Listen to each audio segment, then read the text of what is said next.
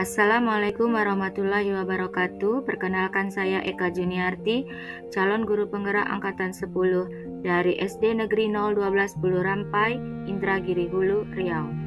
Pada kesempatan kali ini saya akan menampilkan aksi nyata tugas modul 1.4 disiplin positif. Selamat menyaksikan.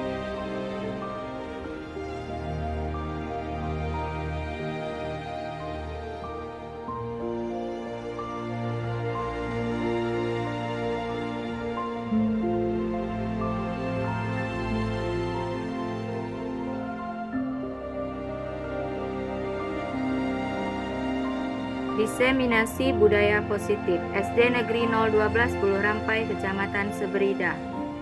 Assalamualaikum warahmatullahi wabarakatuh. Waalaikumsalam warahmatullahi wabarakatuh. Terima kasih atas kehadiran Bapak Ibu rekan sejawat. Puji syukur kehadiran Allah Subhanahu wa taala yang mana telah memberikan kita kesehatan sehingga pada hari ini kita dapat berkumpul di sekolah kita, di ruangan kelas tercinta kita ini dalam keadaan sehat walafiat. Selanjutnya, salawat beriring salam kita hadiahkan kepada Nabi kita, Nabi Muhammad SAW, dengan selalu membaca salawat kepadanya. Semoga di yaumil akhir kelak kita selalu mendapatkan syafaatnya. Amin amin ya rabbal alamin. Bapak Ibu rekan sejawat sekalian, pada hari ini saya ingin melanjutkan aksi nyata dari modul pembelajaran calon guru penggerak, pendidikan guru penggerak, yaitu tentang menyebarkan pemahaman dan penerapan budaya positif. Hal ini saya sampaikan kepada rekan sejawat sekalian dalam rangka memenuhi tugas saya sebagai CGP untuk menyebarkan pemahaman dan penerapan budaya positif di sekolah saya sendiri. Marilah sama-sama kita simak penjelasan yang akan saya sampaikan. Terlebih dahulu Bapak Ibu sekalian, saya akan menjelaskan bahwa konsep pendidikan menurut Ki Hajar pengakuan dan perit sebagai fokus utamanya.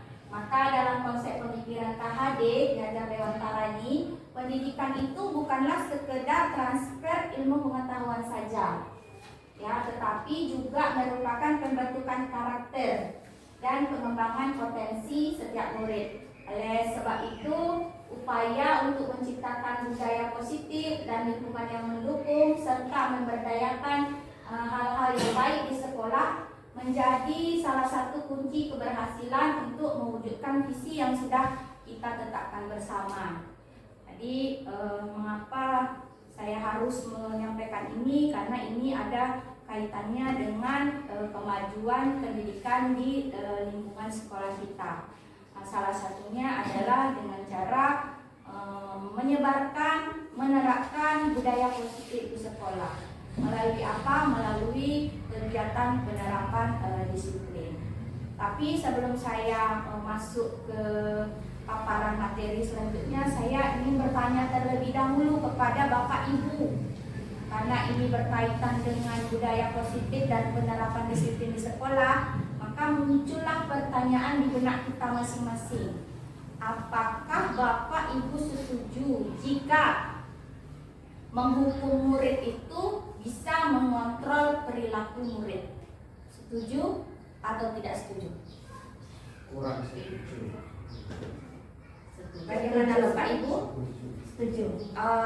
Menghukum murid itu, memberikan hukuman itu, ya, memberikan hukuman itu apakah bisa mengontrol perilaku murid kita? Menurut Bapak Ibu bagaimana nih? Setuju atau tak setuju? Setuju. Oke, setuju. Kalau setuju, kita simpan dulu jawaban kita. Nanti kita akan bertemu dengan jawaban di akhir paparan materi ini. Berarti kalau menurut Bapak Ibu, dengan menghukum murid itu bisa mengontrol perilaku murid dan menjadikan anak disiplin, begitu ya? Ya. Oke, berarti menghukum itu bisa mendisiplinkan anak. Oke, kita simpan jawaban kita bungkus dulu. Nah, apa-apa yang mau saya sampaikan adalah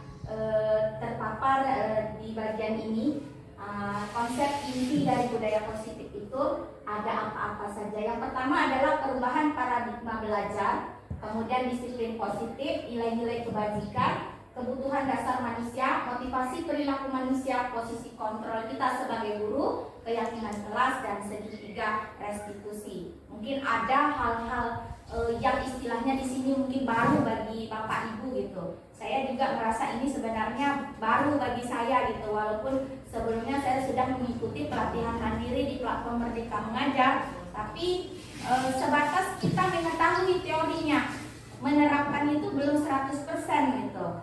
Jadi apa sih gunanya kita memahami ini gitu? Bagaimana penerapannya ke depan dan apa kaitannya dengan budaya positif di sekolah seperti itu? Oke, kita lanjutkan. Lanjut. Ya, kita masuk ke pemaparan yang pertama, yaitu pembelajaran dengan paradigma baru. Kita ini sekarang sudah di kurikulum Merdeka Bapak Ibu. Jadi walaupun di sekolah kita ini masih menganut 2 kurikulum, kita akan beranjak di tahun depan ini nanti sudah diterapkan kurikulum Merdeka. Nah, kita juga dengan adanya kurikulum Merdeka ini kita juga harus merubah paradigma kita tentang pembelajaran. Apa sih paradigma baru tersebut? Nah, ini sebenarnya sudah digaung-gaungkan dari sejak kurikulum K13, tapi mungkin belum terlalu terarah, sehingga di kurikulum Merdeka ini disempurnakan. Nah, pembelajaran paradigma baru ini merupakan pembelajaran yang dirancang berdasarkan prinsip pembelajaran berdiferensiasi.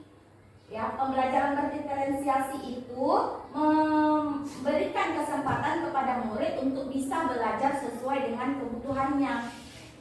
Nah, ingat nih Bapak Ibu, pembelajaran berdiferensiasi ini paradigma baru kita. Jadi kita memberikan pembelajaran itu bukan kita lagi, hal kamu harus begini, harus begini, harus begini, tidak. Tetapi murid itu belajar sesuai kebutuhannya. Bagaimana kita menyesuaikan kebutuhannya? Nah, ini nanti yang kita paparkan satu persatu. Pembelajaran paradigma baru ini harus berdasarkan prinsip dengan mempertimbangkan proses perkembangan murid. Murid kita ini jenjangnya ada 6 jenjang, ada 3 fase. Nah, ini pembelajaran yang kita berikan ini harus sesuai dengan perkembangan fasenya. Mengapa demikian? Karena perkembangan murid ini nanti ada kaitannya dengan capaian kompetensi yang akan diperoleh anak. Apa tujuan muara akhirnya? Tujuan muara akhirnya adalah mewujudkan profil pelajar Pancasila. Oke, nah ini pembelajaran dengan paradigma baru ya. Selanjutnya adalah miskonsepsi kita tentang teori kontrol. Tadi Bapak Ibu sudah mengatakan kalau menghukum itu bisa mendisiplinkan anak. Ternyata terdapat miskonsepsi atau pemikiran yang miskonsepsi tentang teori kontrol. Selama ini kan kita sebagai guru, kita lah yang mengontrol sepenuhnya. Nah, psikiater dan pendidik Dr. William Glasser melalui teori kontrolnya ini meluruskan beberapa miskonsepsi atau hal yang tidak tepat pandangan kita tentang teori makna kontrol. Yang pertama adalah ilusi guru mengontrol murid. Pada dasarnya kita tuh sebenarnya nggak bisa memaksakan murid harus patuh sama kita. Walaupun kita tuh sedang mengontrol anak, kekuatan itu penuh di kita gitu kan. Tapi sebenarnya anak itu bisa saja merasa oke, saya memberikan kesempatan guru untuk mengontrol saya, walaupun dia saat itu nggak mau gitu. Jadi ya, walaupun tampaknya guru itu sedang mengontrol perilaku murid, ya hal demikian terjadi karena murid itu sebenarnya sedang mengizinkan dirinya untuk dikontrol. Saat itu bentuk kontrol guru menjadi kebutuhan dasar bagi murid. Teori kontrol menyatakan bahwa semua perilaku memiliki tujuan. Baik anak yang mau perilakunya positif mau negatif, dia berbuat seperti itu pasti ada tujuannya.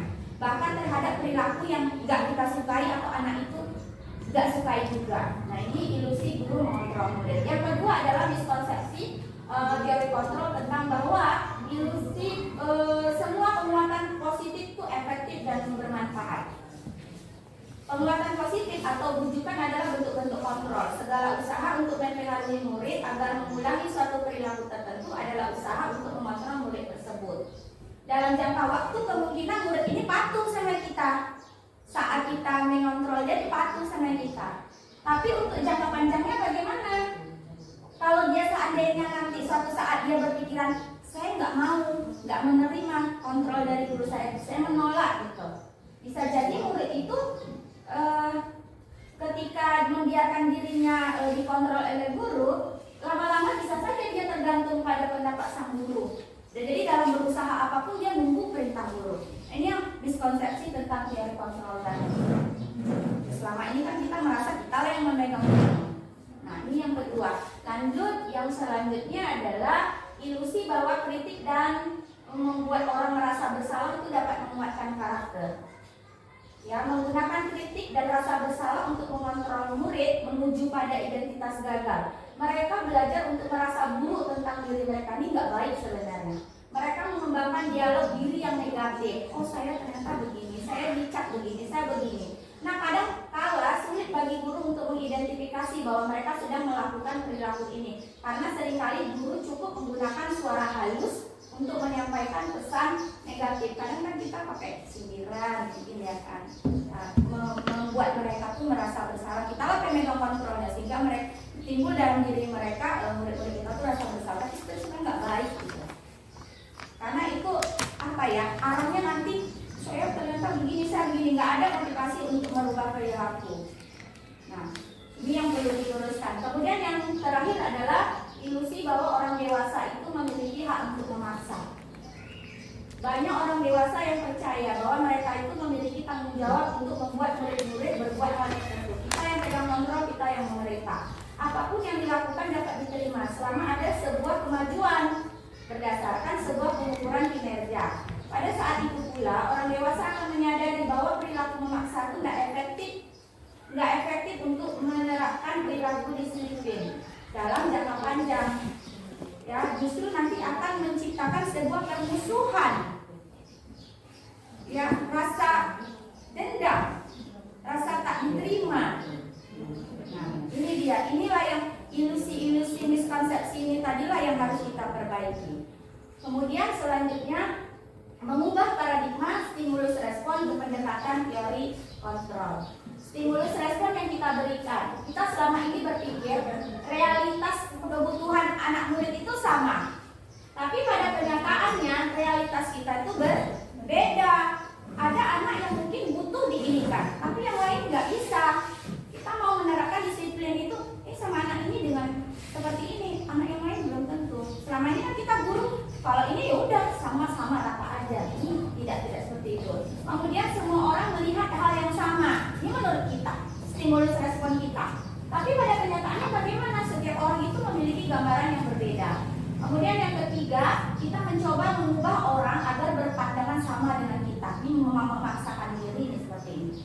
Ya, sementara kalau di teori kontrol yang sebenarnya adalah kita berusaha memahami pandangan orang lain tentang dunia. Kita tahu dunia itu berbeda-beda. Kemudian selanjutnya perilaku guru dilihat sebagai suatu kesalahan. Kita nengok perilaku guru anak ini kesalahan nih, gitu. Ya, tapi yang sebenarnya adalah semua perilaku yang ditimbulkan, yang ditampilkan oleh anak-anak ini punya tujuan tertentu. Jadi kita nggak bisa langsung memberikan identitas gagal anak ini bandel karena begini, nggak bisa seperti itu.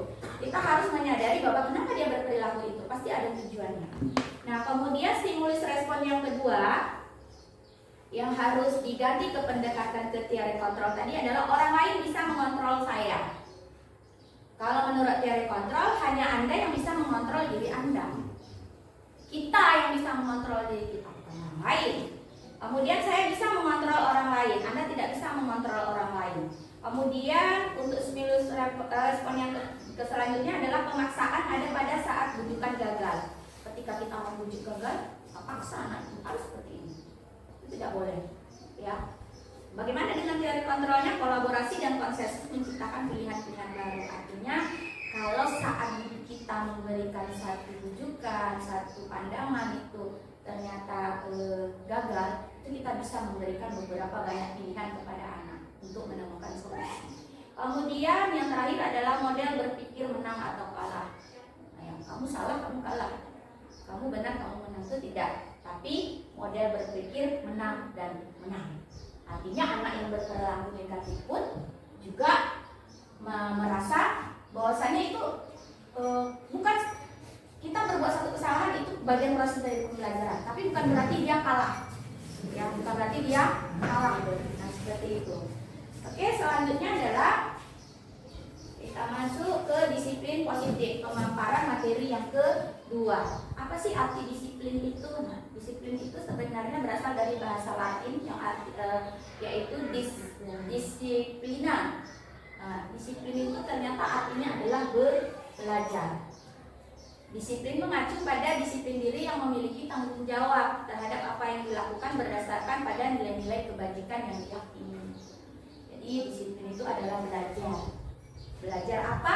Memiliki tanggung jawab.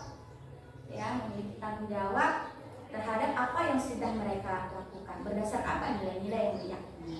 Nilai-nilai apa? Itu dengan nilai-nilai kebajikan yang telah ada di dalam diri seseorang. Nah, disiplin positif merupakan salah satu cara penerapan disiplin yang bertujuan untuk menumbuhkan kesadaran serta memberdayakan murid tanpa imbalan, tanpa penghargaan, tanpa ancaman, juga tanpa hukuman. Sebagai pendidik, tujuan kita adalah untuk menciptakan murid-murid yang memiliki disiplin diri. Disiplin dirinya itu bukan dari kita, tapi usaha untuk menumbuhkan kesadaran secara intrinsiknya, dari dalamnya. Ya, sehingga mereka bisa berperilaku dengan mengacu kepada nilai-nilai kebajikan universal dan memiliki motivasi intrinsik dalam melakukan perubahan ke arah yang lebih baik. Jadi mereka berperilaku baik bukan karena dorongan dari orang lain. Usaha kita sebagai guru adalah menumbuhkan bagaimana motivasi intrinsiknya terbentuk. Yang menumbuhkan kesadaran motivasi intrinsiknya terbentuk, dia tahu disiplin itu seperti apa, tanggung jawabnya bagaimana, hal-hal apa yang dia lakukan itu memiliki tanggung jawab, ada konsekuensi di situ. Tapi kita ketika menumbuhkan kesadaran itu, kita tidak boleh menggunakan ancaman ataupun hukuman. Ya, Ibu silakan disimak yang selanjutnya. Nah, tadi saya sudah menyinggung kalau kita mau menerapkan disiplin tadi, kita juga harus tahu nilai-nilai kebajikan itu apa. Nilai-nilai kebajikan itu sebenarnya sudah ada dalam diri kita. Sejak kita lahir itu dia sudah ada. Kodratnya memang seperti itu. Ya. Karena nilai-nilai kebajikan ini adalah prinsip moral yang dianggap sebagai paduan perilaku yang baik dan benar oleh banyak budaya dan agama di seluruh dunia. Artinya seluruh budaya, seluruh agama itu kita tidak memandang agama ini, agama itu gitu ya. Semuanya sama. Pada kodratnya kita lahir di dunia ini sudah membawa nilai-nilai itu. Kita sebagai guru tuh anak datang ke sekolah, dia sudah bawa itu, tugas kita hanya menebalkan. Kalau pada saat kita menebalkan laku anak itu tadi terdapat kendala dalam proses penerapan disiplin ini kendala, nah inilah yang perlu kita pahami bagaimana kita memahami teori kontrol untuk menerapkan disiplin kepada anak. Karena kita juga harus tahu nilai-nilai kebajikan itu bagaimana kita harus tanamkan kepada anak sehingga nanti muncullah kesadaran dalam diri dia. Jadi dia melakukan perilaku atau menerapkan disiplin positif itu bukan karena dorongan dari orang lain, tetapi karena dia menghargai dirinya sendiri dan menghargai nilai-nilai yang sudah dia yakini. Nah, ini ada beberapa contoh-contoh nilai kebajikan dari ini saya banyak sebenarnya, tapi ini saya sampaikan ada 3 organisasi. Salah satunya dari kurikulum kita, yaitu profil pelajar Pancasila, ada 6 dimensi: beriman, bertakwa kepada Tuhan Yang Maha Esa, kemudian berakhlak mulia, berkebinekaan global, gotong royong, mandiri, kreatif, dan bernalar kritis. Kalau dari organisasi yang lain juga seperti itu. Kalau kita baca bersama-sama itu mirip dengan profil pelajar Pancasila. Ada toleransi, rasa hormat, menghargai, antusiasme, empati, gotong royong, kreatif, bekerja keras. Nah, ini adalah contoh-contoh nilai kebajikan. Selanjutnya, nah, kebutuhan dasar manusia. Kenapa anak itu berperilaku negatif? Kenapa anak itu berperilaku positif? Ternyata inilah salah satu faktor yang harus kita dalami, kita pahami. Ya. Ternyata manusia itu memiliki kebutuhan dasar. Kebutuhan dasar itu kita artikan sebagai seluruh tindakan manusia yang memiliki tujuan tertentu. Makanya tadi kita tidak membedakan apapun perilakunya, baik mau positif maupun negatif, dia pasti punya tujuan tertentu dan merupakan usaha terbaik manusia untuk mendapatkan apa yang diinginkannya. Walaupun ketika dia berperilaku negatif, dia kan tidak mikir itu negatif atau tidak. Kita sebagai orang lain yang menilai. Tapi dia mendapatkan apa yang diinginkannya. Nah, inilah yang disebut dengan kebutuhan dasar manusia. Kebutuhan dasar manusia itu ada 5. Yang pertama adalah bertahan hidup. Yang kedua kasih sayang dan merasa diterima, kesenangan, penguasaan dan kebebasan. Bertahan hidup, makanan, minuman, kasih sayang dan rasa diterima, ya kasih sayang dari lingkungan sekitar, merasa menjadi bagian dari kelompok, kemudian kesenangan, mereka punya kesempatan untuk bermain, tertawa, merasa bahagia, kemudian penguasaan ketika mereka menguasai sesuatu, mereka ingin dihargai, diberikan kesempatan untuk berprestasi, diakui oleh orang-orang di sekitarnya, bahkan didengar. Kemudian kebebasan, mereka memiliki pilihan untuk mencoba hal-hal yang baru dan membuat suatu keputusan. Kalau kebutuhan dasar manusia ini, kebutuhan dasar murid-murid kita ini ada salah satu tidak terpenuhi, itulah yang nantinya memunculkan perilaku yang tidak tepat. Dari mana mereka mendapatkan kebutuhan dasar ini? Tentunya pertama dari lingkungan keluarga. Dari lingkungan keluarga. Kalau 5-5-nya ini tak terpenuhi oleh anak-anak kita dari rumah, Pak, Bu, itulah yang timbul perilaku yang kurang tepat, tidak sesuai lagi dengan visi-misi kita. Nah, makanya di sekolah kita nih sebagai organisasi ada visi misi, kita menebalkan laku anak. Yang kurang tepat kita arahkan, yang sudah tepat kita tebalkan, sehingga nanti tujuan akhirnya adalah tumbuh kesadaran diri. Saya harus disiplin. Itu tanpa disuruh-suruh lagi, tanpa harus ditegur-tegur lagi. Jadi motivasi yang terbangun adalah motivasi intrinsik, saya harus baik. Nah, seperti itu. Ya, silakan dilanjut Bu Febri. Ya. Motivasi perilaku manusia. Orang berbuat ada 3 motivasi. Orang berperilaku itu ada 3 dorongan. Dorongan yang pertama berasal dari luar. Wah, saya harus masuk di hari ini, kalau enggak nanti saya kena hukum sama Pak Eko.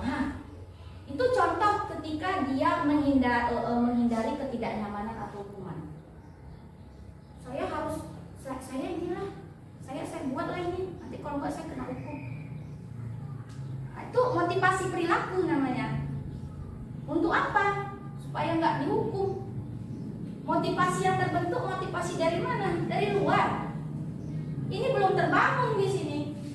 Belum terbangun dari dalam diri. Nah, yang kedua begitu juga, motivasi ekstrinsik dari luar. Nah, kalau saya bisa ngerjakan ini, nanti saya dapat hadiah dari Bu Eka. Jadi anak berperilaku baik hanya untuk mendapatkan penghargaan, imbalan. Belum terbangun ini Pak motivasinya.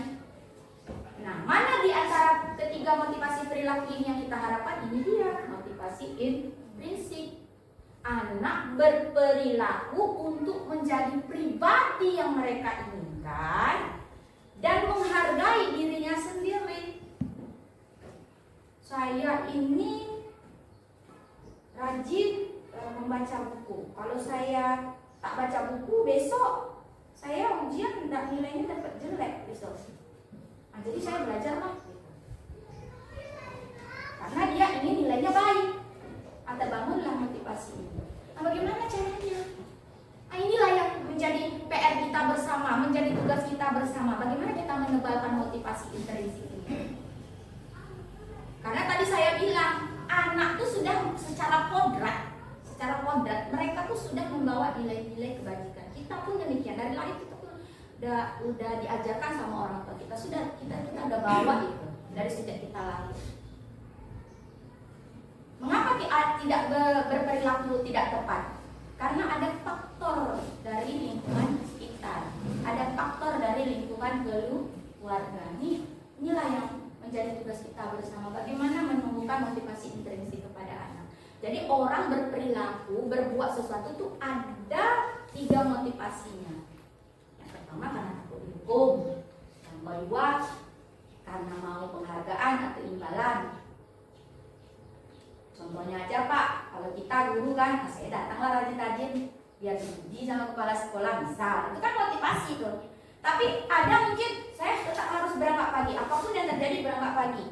Kenapa? Karena saya tidak saya ingin menghargai nilai-nilai yang ada pada diri saya sendiri. Saya punya tanggung jawab, saya guru, saya harus berangkat awal, saya tidak boleh terlambat. Nah ini menjadi PR kita bersama, berefleksi pada diri sendiri dan berefleksi pada apa yang kita lakukan. Ya, yang selanjutnya adalah kita akan membahas tentang hukuman, konsekuensi, dan restitusi. Ini yang berhubungan dengan penerapan disiplin positif. Kalau hukuman itu tidak terencana, kejadiannya tiba-tiba. Itu kalau hukuman dia bersifat mendadak. Kemudian murid itu tidak tahu saya mau diapain ya. Ayo kamu dipanggil ke kantor, tidak tahu dia. Anak tuh nggak dilibatkan. Kemudian kalau hukumannya bersifat satu arah, kita guru yang mengontrol. Dan biasanya hukumannya itu bisa berupa fisik, misalnya kita menjewer, atau hukumannya bersifat psikis, kita mengomeli anak. Nah, kalau konsekuensi beda lagi. Kita misalnya punya peraturan nih di kelas, keyakinan ya, bukan peraturan, keyakinan misalnya. Ada nilai-nilai yang kita sepakati dalam kelas, kemudian kita buat konsekuensinya. Sepakat ya, kita nanti kumpulkan PR-nya minggu depan. Ini ya, kalau misalnya tidak dikumpulkan konsekuensinya apa? Nah, kalau ini terencana, disepakati. Kemudian murid tapi dibuat tidak merasa nyaman juga. Masih merasa ada ketidaknyamanan di situ. Karena kalau dia tidak tepat, ya tidak melaksanakan tanggung jawabnya, dia akan menerima konsekuensi. Konsekuensinya itu kadang dia nggak bisa terima. Nah, ini anak menjadi tidak nyaman. Kemudian guru itu menunjukkan sikap yang selalu tampak memonitor. Anak misalnya nggak numpahkan atau mengotori lantai musola nih, ya. Misalnya ya siapa yang mengotori, itu yang membersihkan. Kita kasih konsekuensi sama anak. Tapi kita bersifat memonitor di situ, anak tetap tidak nyaman gitu. Karena kita yang menyuruh gitu. Tidak ada rasa terbangun dari dalam diri dia sendiri. Kemudian yang terakhir adalah restitusi. Nah, restitusi inilah yang harus kita kuatkan sebagai seorang pendidik. Karena restitusi ini merupakan bagian dari proses menciptakan disiplin positif atau budaya positif di sekolah. Di mana proses restitusi ini adalah proses menciptakan kondisi bagi murid untuk memperbaiki kesalahan. Kemudian restitusi ini bersifat dua arah. Kita memberikan kesempatan kepada anak untuk mengadakan dialog secara terbuka. Yang prosesnya dilakukan secara kolaboratif. Kemudian anak dilatih untuk mencari solusinya sendiri atas permasalahan yang telah dia buat. Nah, inilah sebenarnya di antara tiga ini, penerapan disiplin yang seperti apa yang kita terapkan, ya ini tergantung Bapak Ibu masing-masing. Apakah masih mau tetap dengan hukuman, apakah masih tetap dengan mau konsekuensi, atau mencoba untuk memahami restitusi dan menerapkan restitusi. Ya, selanjutnya, nah ini kita beralih ke pemaparan selanjutnya, 5 posisi kontrol guru. Ya, jadi kita nih di mana nih sekarang? Apakah saya guru yang penghukum? Apakah saya ini guru yang selalu membuat rasa bersalah?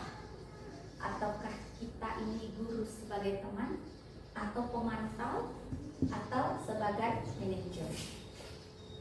Salah satu nih posisi kita nih di mana satu? Oke, silakan dilihat ya.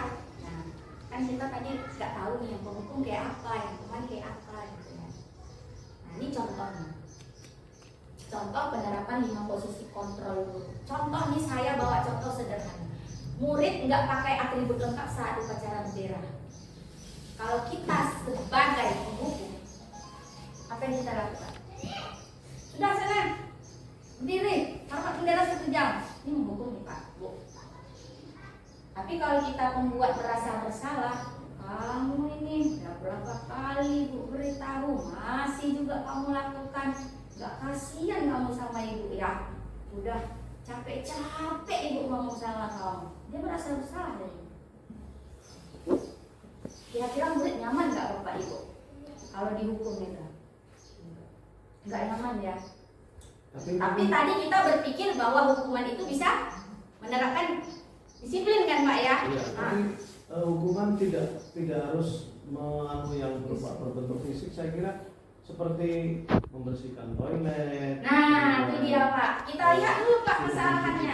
Ya. Menyapu atau apa? Itu kan mendidik dia. Ya, tapi kita juga harus tahu Pak, kesalahan apa yang dia berbuat. Apakah relevan dengan hukuman atau konsekuensi yang dia terima? Kadang ada anak yang bersifat kritis. Saya kan nggak ngerjakan PR, kenapa saya harus suruh nyuci WC? Apa hubungannya? Nah seperti itu. Ya, ini kita berbicara tentang posisi kita dulu nih. Ya, kenapa anak itu nggak buat PR Pak? Ada penyebabnya kan Pak? Iya. Ya, penyebabnya kita lihat dari yang 5 kebutuhan dasar tadi Pak. Ada yang tak terpenuhi di situ, makanya dia berperilaku tidak tepat. Ya kan? Terus dia kalau seandainya kerjakan PR, motivasi apa Pak? Apakah dia takut kena hukum? Ya kan? Atau misalnya, ya saya harus mengerjakan PR karena ini tanggung jawab saya. Apakah itu motivasi intrinsik atau ekstrinsik kita tidak tahu. Nah begitu sampai di sekolah, ternyata ini yang terjadi. Ini salah satu contohnya. Ya. Beda ya Pak, kalau misalnya penghukum dengan membuat rasa bersalah ini beda perlakuan kita karena kalau penghukum ini udah satu arah aja, guru yang megang kontrol penuh. Udah sana berdiri, kamu salah. Nah, cuci WC misalnya, atau berdirilah, hormat bendera 1 jam seperti itu. Nah kemudian yang ketiga adalah teman. Kalau teman ini biasanya kita agak lembut dikit, agak-agak sabar gitu. Ayolah, kan kamu udah tahu peraturannya.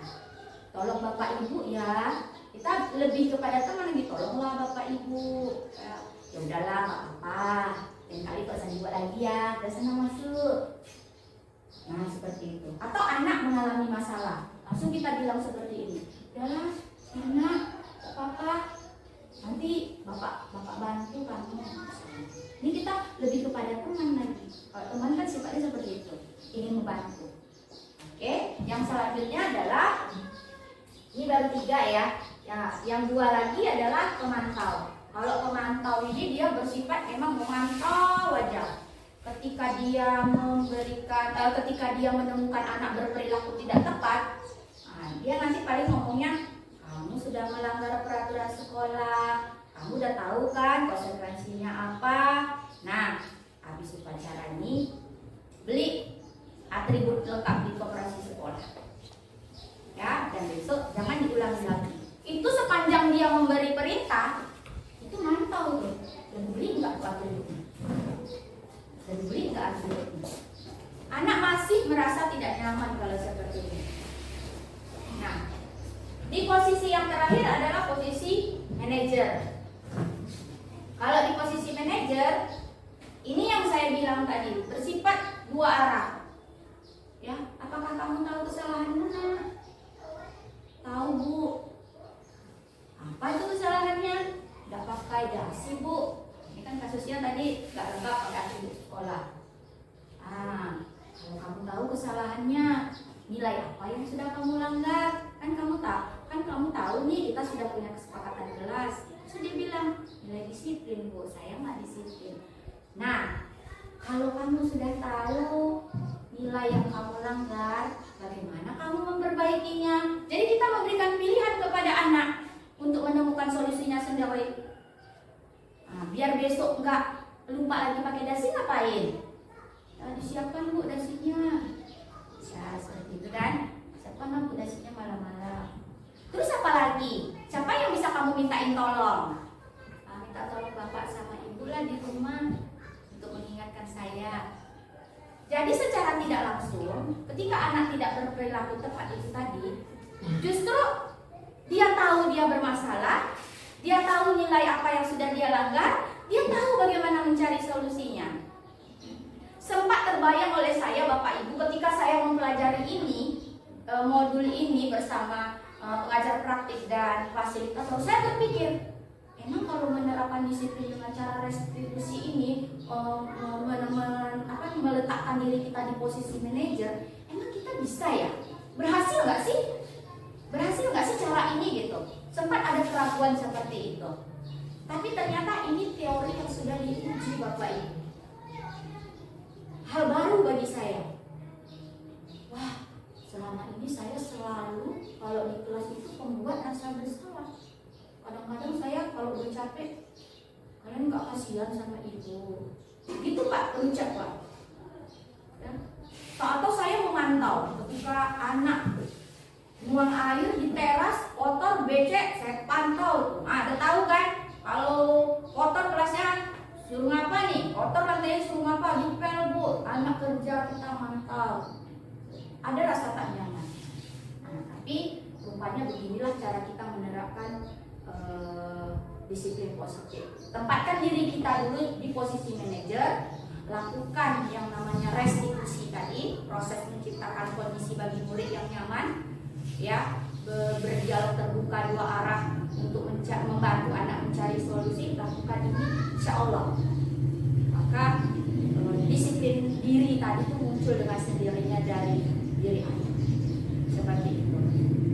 Saya belajar, saya menularkan kepada Bapak Ibu, mari kita belajar. Kita coba, ya, kita coba untuk menerapkan disiplin ini dengan sebaik-baiknya. Kita coba tahap ini, kita coba cara ini. Selama ini kan kita banyak, kadang-kadang kita ngeluh kan, capek berbolak-balik kasih tahu masih juga kayak gini ya kan, capek gitu rasanya. Kenapa ya anak ini? Yaitu balik lagi ke 5 dasar kebutuhan. Sudah terpenuhi apa belum? Ajak dialog anak, berikan bimbingan layanan konseling. Mau tidak mau kita harus tahu, karena ini adalah tanggung jawab kita bersama. Kalau ini sudah kita sadari, kita pahami, kita terapkanlah posisi kita sebagai manajer.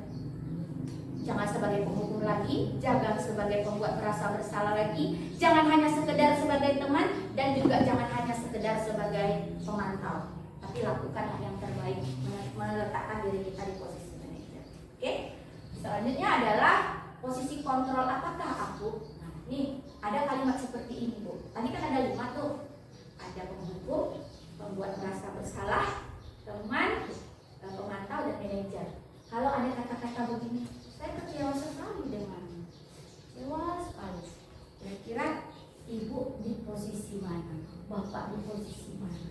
Kalau seandainya bapak, ibu mengucapkan kata-kata ini, apakah di posisi penghukum, ataukah di posisi pembuat merasa bersalah, teman, pemantau, atau manajer? Bapak ibu mana? Saya kecewa sekali. Capek loh ibu. Gimana tadi Bapak Ibu? Apakah di hukum? Apakah di hukum? Iya. Ibu? Teman. Oke, Bu Febri teman. Gimana Bu? Pemantau. Bu Fitri? Semuanya diapakan nanti kena? Iya. Sama sekali Ibu lah, capek-capek loh. Kasihan sama ibu ya. Bagaimana anak menerima respon itu? Merasa bersalah dia Bapak Ibu. Dia kecewa sekali denganku sayang. Capek ibu loh. Tapi kalau kita, ya udahlah nak, lain kali jangan dibuat lagi. Nanti ibu bantu ya. Mungkin sebagai teman. Ya, selanjutnya adalah keyakinan kelas. Selama ini kita bilang apa sama anak? Tata tertib, peraturan. Kenapa nggak keyakinan kelas saja? Ya, mengapa keyakinan kelas? Mengapa bukan peraturan keras? Kok harus kita membuat keyakinan kelas? Kenapa kita harus meninggalkan peraturan kelas? Ini pertanyaan yang timbul. Oke, silakan dilanjut. Kenapa harus keyakinan kelas? Nah, ini yang sudah saya praktikkan di anak-anak bulan Februari atau Januari lah, kira-kira itu ya, Januari atau Februari. Jadi saya kemarin ada membuat ini pembentukan keyakinan kelas. Saya belum ikut pendidikan guru penggerak. Saya mengikuti pelatihan platform Merdeka Mengajar PMM itu, kemudian membuat aksi nyata. Membuat aksi nyata ini saya sambil berpikir, gitu, penerapan disiplin di sekolah ini ternyata dituangkan dalam aksi nyata berbentuk ini. Maksudnya biar apa ya? Jadi selama berapa bulan dari bulan Januari atau Februari itu saya melihat nih perkembangan anak-anak itu seperti apa, penerapan disiplin di kelasnya seperti apa. Nah, pembentukan keyakinan kelas. Keyakinan kelas itu bersifat abstrak karena rangkaian kata-kata itu tidak nampak, tapi diyakini. Kemudian bersifat pernyataan yang universal, dibuat dalam kalimat pernyataan yang positif, tidak boleh mengatakan dengan kata tidak atau jangan. Contoh misalnya sampah. Selama ini kan kita bilangnya apa? Jangan buang sampah sembarangan. Itu negatif Pak, karena menggunakan kata jangan. Tidak. Bagusnya seperti apa? Buang sampah ada tulisannya. Ya. Atau misalnya jangan kumpulkan PR telat misalnya, ya kan? Pakai kata jangan atau pakai kata tidak. Tapi buatlah dengan kata-kata yang positif. Kumpulkanlah tugas rumah selalu tepat waktu dalam mengumpulkan tugas. Nah, pernyataan itu mudah diingat, disesuaikan juga dengan kondisi kelas kita. Jangan pula kita bikin pernyataan yang nggak sesuai dengan kondisi kelas kita. Ya, kemudian semua warga kelas, guru dan anak-anak dan warga sekolah, rekan sejawat lainnya di kepala sekolah itu juga harus dilibatkan saat membuat keyakinan kelas. Jadi kalau kita bikin keyakinan kelas itu nggak dari kita. Kita tanya sama anak-anak, kalian mau seperti apa kelas kita ini? Yang nggak ribut Bu, anak-anak kan pasti jawab. Nggak ribut Bu, jangan kelahi Bu. Nah, itu kita tampung. Kita suruh anak menuliskan apa yang menjadi keinginannya. Kita baca satu persatu, kita rangkum dan kita buatlah dia menjadi keyakinan kelas. Kalau ini kemarin saya kegiatannya, saya minta anak itu menuliskan apa yang dia inginkan. Kelasnya tuh maunya seperti apa. Kemudian dia tempelkan pakai stick note di papan tulis. Kemudian kami bacakan bersama-sama. Yang sama kami kelompok-kelompokkan. Jadilah rangkuman 7 atau 6 ya di kelas itu 7 keyakinan kelas. Nah seperti itu. Jadi anak dilibatkan. Bu, saya mau di kelas ini tidak berantem Bu. Nah, kalau ada yang berantem bagaimana? Yang ada yang berantem jangan dihukum. Kita selesaikan dengan restitusi tadi. Menempatkan posisi kita sebagai manajer. Nah, seperti itu ya. Kemudian yang selanjutnya adalah segitiga restitusi. Waktu kita melaksanakan restitusi tadi kan menciptakan kondisi yang nyaman bagi murid, ya, bersifat kolaboratif dua arah, dialog terbuka untuk membantu anak, melatih anak menemukan solusi atas permasalahannya, sehingga nanti anak kembali ke kelompoknya dengan karakter yang lebih kuat. Ya, anak berbuat salah, ketika kita kembalikan ke kelompoknya, ke temannya, ke lingkungan sekitarnya, anak ini memiliki karakter keyakinan yang lebih kuat. Karakternya lebih kuat, nilai yang diyakininya juga lebih kuat. Nah, ini yang proses restitusi. Ada 3 tahapan. Proses menciptakan kondisi bagi peserta didik untuk memperbaiki kesalahan mereka sehingga mereka bisa kembali pada kelompok mereka dengan karakter yang lebih kuat. Dilakukan secara berdialog dengan tujuan menghasilkan murid yang mandiri dan bertanggung jawab. Mandiri bisa menyelesaikan masalahnya dan bertanggung jawab atas apa yang sudah dilakukannya. Nah, ini yang disebut dengan restitusi. Pelaksanaannya ada 3 tahap, dikenal dengan nama segitiga restitusi. Oke, selanjutnya adalah tahapan segitiga restitusi. Tahapan pertama adalah menstabilkan identitas. Kalau anak berperilaku tidak tepat, prinsip yang pertama kita pegang adalah membuat kesalahan itu merupakan bagian dari proses pembelajaran. Jangan memberikan identitas gagal Bapak Ibu langsung ke anak-anak.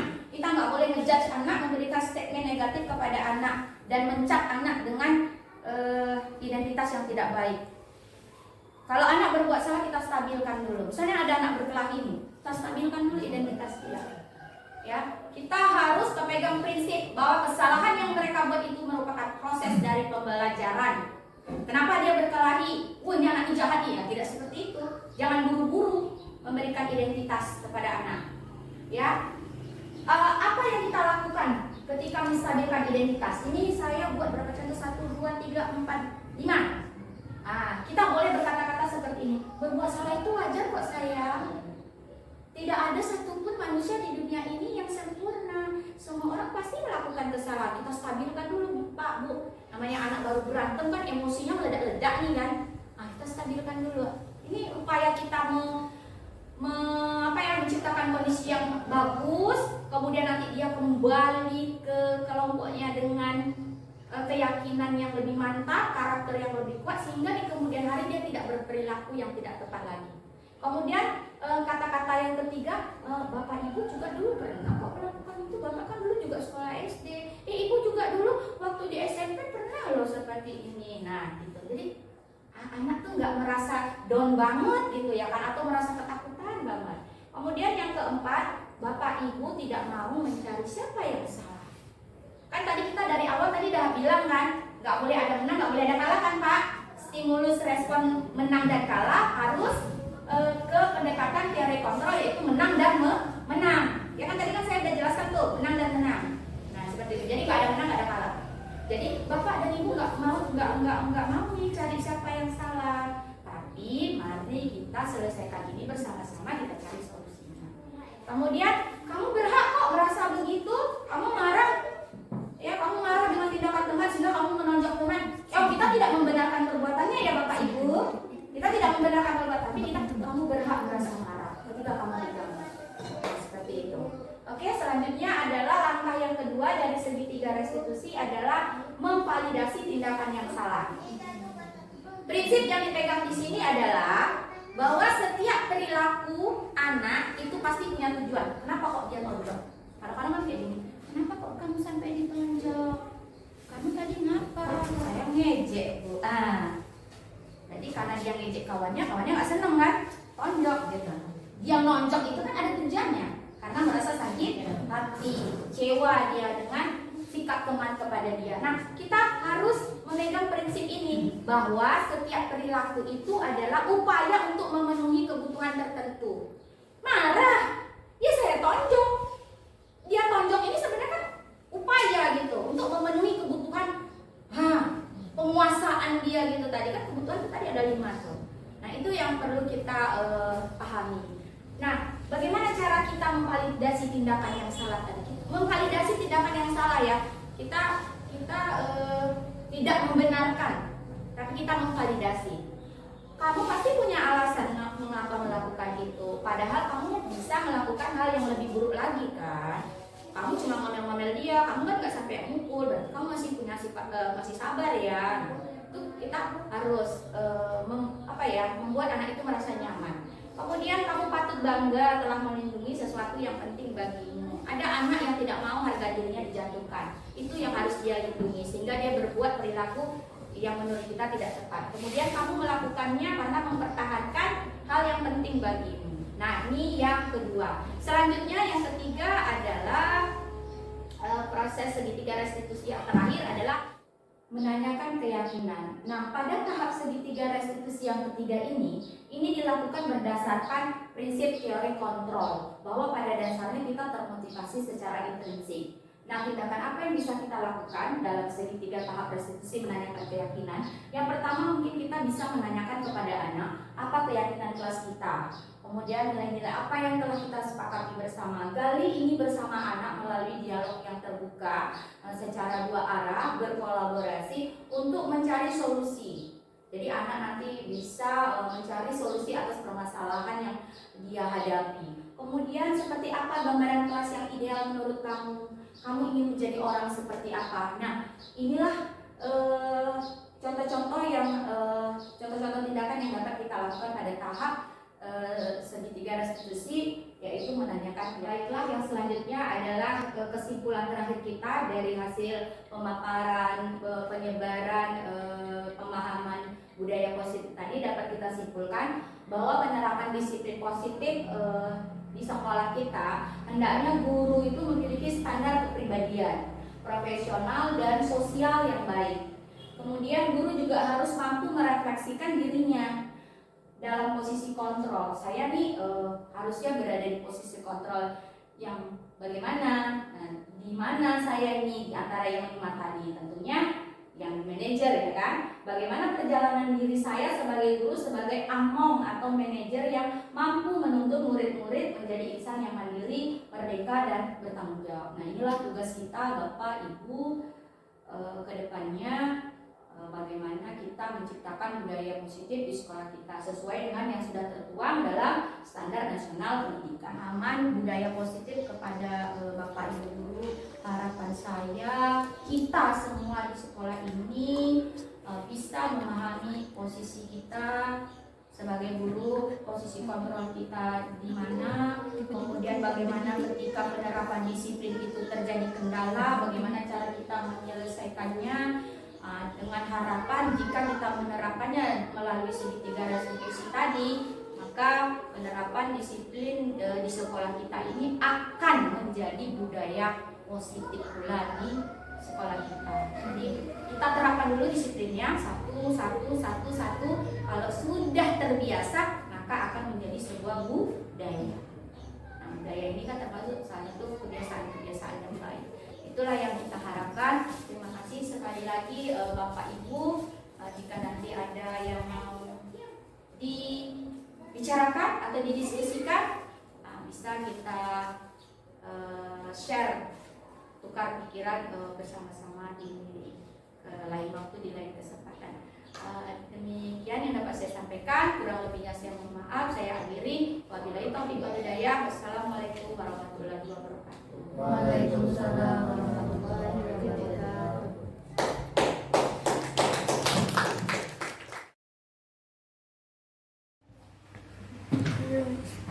Assalamualaikum warahmatullahi wabarakatuh.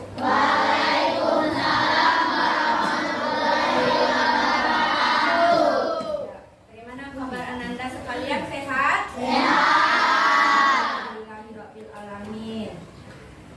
Ananda sekalian, pada hari ini Ibu ingin mengajak kalian memperbaharui sesuatu, ya. Kalau yang sudah pernah kita lakukan kemarin, kita sudah membuat yang namanya kesepakatan kelas, ya. Apa cita-cita kamu untuk sekolah ini? Apa cita-cita kamu untuk kelas ini? Sudah kamu tuangkan di dalam keyakinan kelas. Nah, kali ini Ibu ingin mengajak kamu memperbaharui kesepakatan yang sudah kita buat, naik satu level di atasnya, menjadi keyakinan kelas. Mengapa ini Ibu perbaharui? Ibu ajak kalian, ayo kita perbaharui lagi yuk keyakinan kelas kita. Karena Ibu merasa apa yang sudah kita buat, yang sudah kita lakukan, ya, dari sejak dulu kita membentuk kesepakatan kelas itu Ibu evaluasi kembali. Oh, ternyata masih ada yang kurang, ya, rasanya masih ada yang kurang. Jadi kita perlu memperbaharui bersama. Kalian pun mungkin dari kalian sendiri ada mungkin beberapa bulan terakhir ini yang kayaknya ada yang belum tercapai, atau ada sesuatu yang belum terwujud dari apa yang kalian inginkan, atau kalian ingin menambahkan sesuatu, ya. Kalian masih ingat nggak apa tujuan kita membuat keyakinan kesepakatan kelas? Masih ingat nggak? Supaya apa? Supaya apa? Ayo. Tertib. Supaya damai. Supaya Kelas menjadi tenang. iya, supaya kelas menjadi tenang. Iya, bagus Fikri. Kamu, Rozi? Supaya apa? Supaya kelas saya menjadi nyaman, Bu. Nah, ya, betul, ya. Jadi kita kemarin itu tujuannya membentuk kesepakatan kelas itu secara umum adalah untuk menciptakan suasana pembelajaran yang nyaman di kelas kita. Kalau rasanya di kelas kita nyaman, menikmati proses pembelajaran di kelas? Senang. Oke, senang. Apa lagi? Seru. Apa lagi? Asik. Nah, seperti itu. Jadi kalau kamu sudah merasa senang, merasa seru, merasa asik, ya secara tidak langsung kamu akan mudah untuk memahami materi dalam pembelajaran. Seperti itu. Nah, jadi setelah ibu lihat, ibu pantau, ibu refleksi kembali, oh ternyata kita perlu nih menguatkan kesepakatan kelas kita menjadi sebuah keyakinan kelas. Nah, nanti seperti yang sudah-sudah, nanti ibu akan memberikan satu orang satu lembar stick note. Nah, untuk kalian tulis apa yang menjadi harapan dan cita-cita kalian untuk kelas kalian ini. Untuk lingkungan sekitar kelas kalian, untuk lingkungan sekitar sekolah kalian ini, dimana apa yang kalian impikan, apa yang kalian harapkan. Pasti kalian punya gambaran dan impian untuk kelas kalian. Paling tidak kalian selama menjalani proses pembelajaran akan merasa nyaman. Oke, ini ibu bagikan dulu. Nanti yang di depan bagikan ke belakang ya, bantu ibu ya. Oke. Silakan nanti jangan terbalik. Ini kan ada apa namanya? Lemnya ya, yang lengket ya. Jangan yang di bagian yang ada lengketnya yang kamu tulis. Nah, di bagian belakangnya nanti yang ada lemnya tinggal tempel di papan tulis. Berapa orang di sini?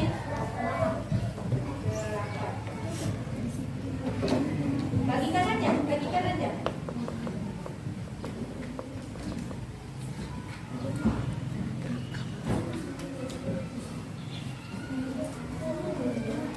Ini berapa? 9. Nah, coba dibagikan, ambil aja nih. Kurang enggak? Ya, yang sudah boleh langsung menuliskan.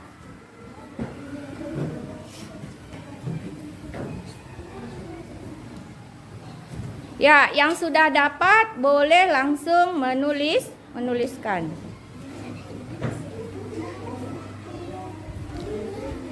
Apa impian kamu terhadap kelas kamu? Ya, silakan dituliskan.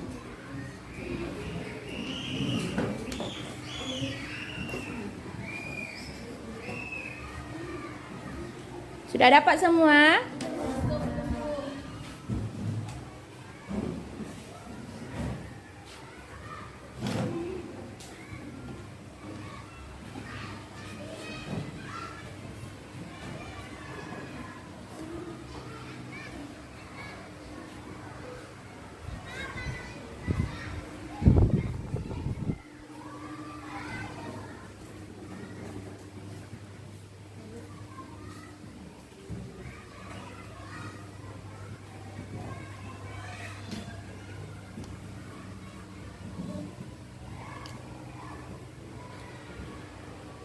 Bagi yang sudah selesai menulis, boleh langsung ditempelkan di papan tulis. Ayo, sini. Siapa yang sudah? Bergiliran. Ayo.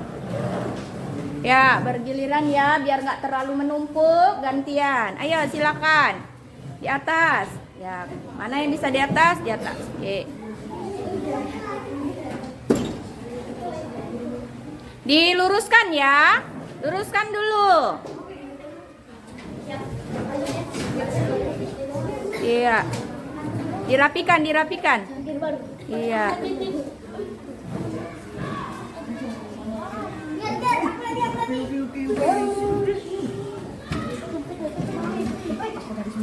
Yang sudah boleh langsung duduk kembali.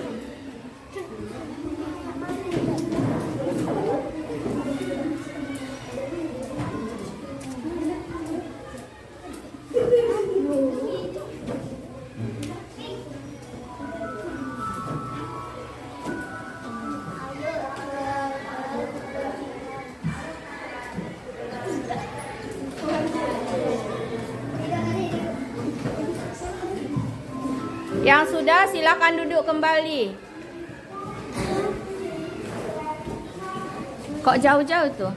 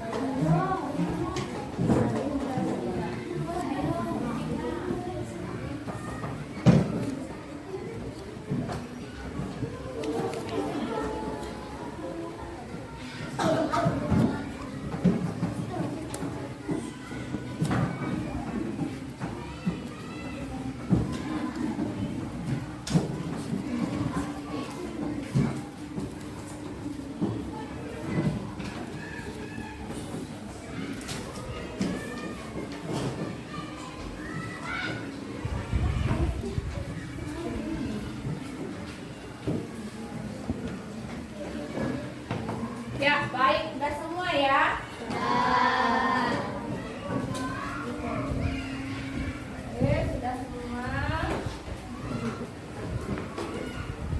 Nah, sekarang kita lihat, kita baca satu-satu.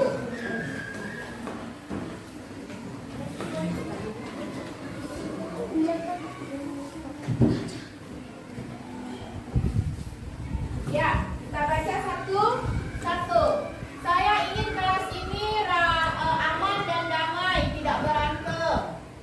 Ayo lestarikan. Ayo selalu ucapkan kata terima kasih. Marilah piket sesuai jadwal masing-masing. Ya, banyak ya. Saya ingin kelas saya menjadi tertib. Saya ingin kelas saya menjadi bersih. Harapan saya adalah gotong royong bersama. Marilah kita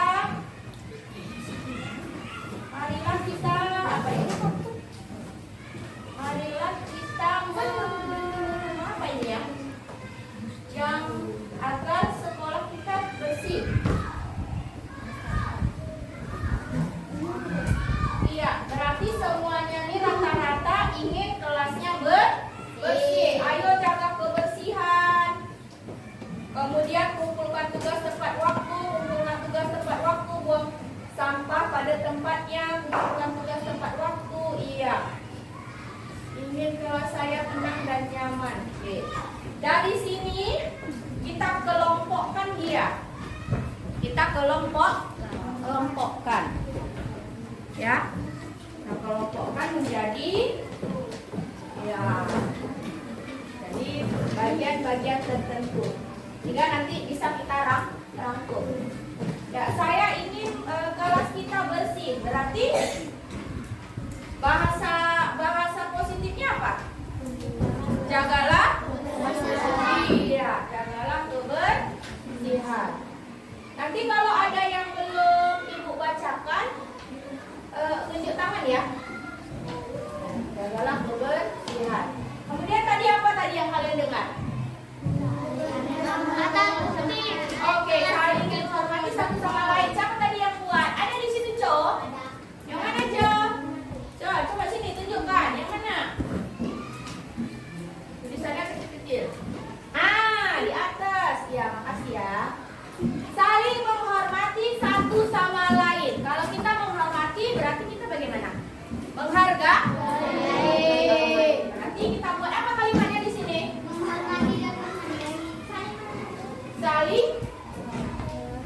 Saling apa, Jo? Menghormati dan menghargai. Iya. Dan menghargai. Kemudian apa lagi? Apa lagi? Oh iya, tadi ada yang menuliskan piket kelas. Berarti harus bertanggung jawab. Berarti bertanggung jawab pada apa itu? Ada jadwal yang ditentukan. Bertanggung jawab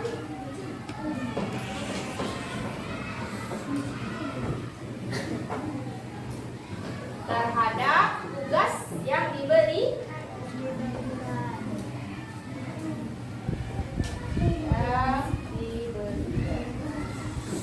Ada lagi? Bu, punya saya belum dibaca, Bu. Siapa itu? Ayo. Apa? Punya Palen, Bu. Kumpulkan tugas. Berarti kalau tugas, kalau yang ini kita yang nomor 3 jangan tugas saja ya, berarti bertanggung jawab terhadap tugas piket ya. Tugas apa spidol itu? Tugas piket.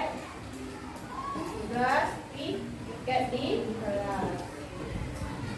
Dan yang keempat tadi kata kalian apa, Len? Kumpulkan tugas tepat waktu. Apa lagi?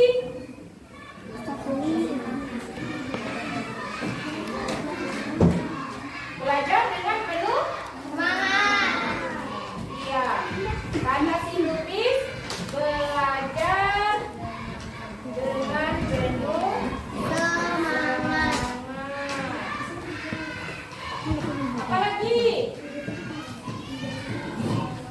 Ciptakan apa tadi? Yang pengen apa tadi? Oh, ciptakan ketenangan di dalam kelas.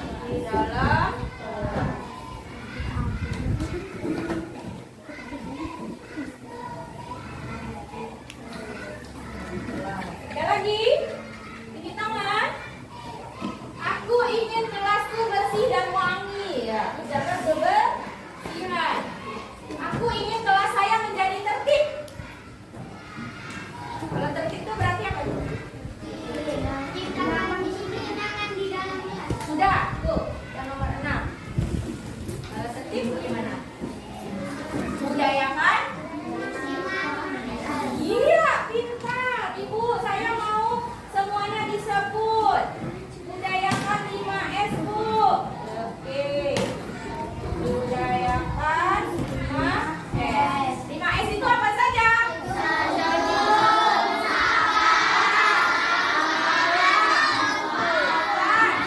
Jadi sudah semuanya di situ. Budayakan 5S. Ada lagi yang belum terwakili? Sudah semua? Semua, ya. Saling menghormati dan menghargai. Kalau kita saling menghormati dan menghargai berarti tidak boleh lagi ada yang namanya apa tadi? Bully, nggak boleh. Terus apa lagi? Bertengkar atau berkelahi, nggak boleh lagi, ya. Saling menghormati dan menghargai. Kalau ada teman yang berbicara mengutarakan pendapat, kita ngapa? Tunggu sampai teman kita selesai berbicara, baru kita ikut berbicara. Ya, jadi itu lebih tertib. Ya. Sampai di sini ada yang mau ingin menambahkan tak? Yang mau menambahkan? Menambahkan apa? Oh, menambahkan. Kira-kira apa lagi ya yang belum? Oh, ini kayaknya Mendengarkan belum. guru. Oh, ya boleh. Apa tadi, Nes? Mendengarkan guru saat menerangkan. Oh, ya boleh. Kita tulis lagi di sini.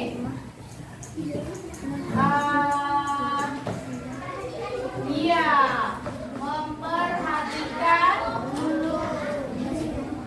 Guru saat menerangkan. menerangkan Pelajaran. ya. Kalau mendengarkan itu tidak sekedar kalau memperhatikan itu tidak sekedar mendengar ya, tapi juga menyimak ya, menyimak. Ada lagi yang mau ditambahkan? Ada lagi yang mau ditambahkan? Ada. Ada tadi satu lagi. Apa? Ini loh sayang. Ada yang ayo kata terima kasih katanya. Ini ada. Oh iya, budayakan kata terima kasih. Iya. Budayakan ini kata-kata yang baik ya. Budayakan kata apa saja? Terima kasih. Maaf. Tolong. Terima kasih. Oke. Nah, sekarang kita baca bersama-sama rangkuman kita hasil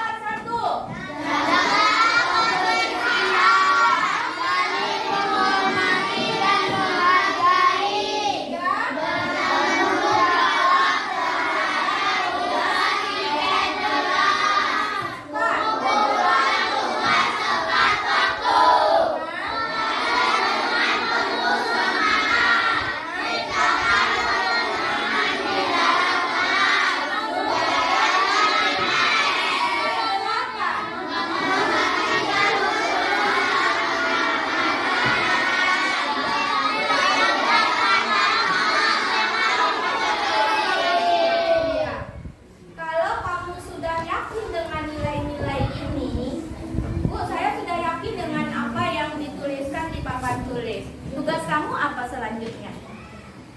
Melakukannya dengan Iya, mencontohkan, menerapkan. Apa tadi? Melakukan. Jadi mencontohkan, menerapkan, melakukan. Dan kalau semua orang mau melakukan, kalau semua orang menyadari ingin mencontohkan dan menerapkan, apa yang terjadi di kelas kita?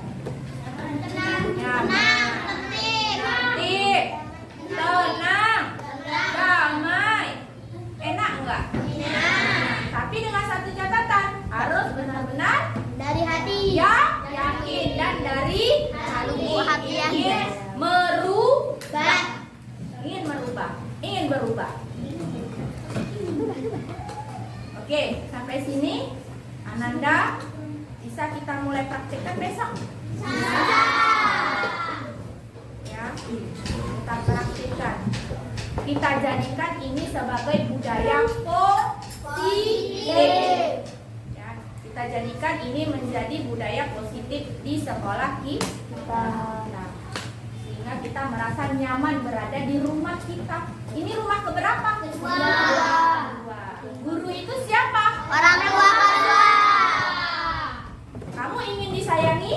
Ingin. Kamu ingin dihargai? Ingin. Dihormati? Ingin. Nah, kalau kamu ingin disayangi, ingin dihormati, ingin dihargai, ya maka kamu juga harus bisa menghormati, menghargai dan menyayangi orang lain. Jadi nanti hasil ini kita foto dulu. Setelah itu nanti kita kita tempelkan di dinding belakang kelas. Jadi itu nanti kesepakatan kelas 5 nanti kita ganti menjadi keyakinan. Yang kan ini udah ada tambahan baru ya. Udah ada tambahan baru. Kalau itu kemarin berapa tuh? 1, 2, 3, 4, 5, 6, 7. Ya. Sekarang kita sudah dapat berapa? 9. 9 ya, 9. Nanti kalau ada yang ingin menambahkan, bilang aja ke ibu. Nanti kita tambahkan lagi. Oke, sampai sini ada yang mau bertanya? Tidak? Cukup jelas? Jadi ini nanti ibu print dulu, ibu cetak dulu yang manis, yang bagus. Besok kita tempelkan di belakang. Ya, ditempelkan itu bukan hanya sekedar pajangan atau hiasan dinding, tetapi kamu baca setiap hari dan kamu ingat, kamu harus melakukan keyakinan kelas yang sudah kamu buat bersama. Ada yang merasa terpaksa tidak? Merasa terpaksa enggak?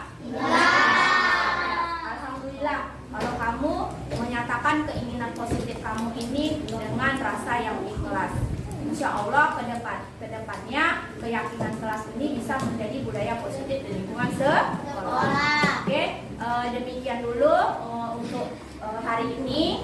Ya, besok kita tempel bersama-sama. Ibu ucapkan terima kasih.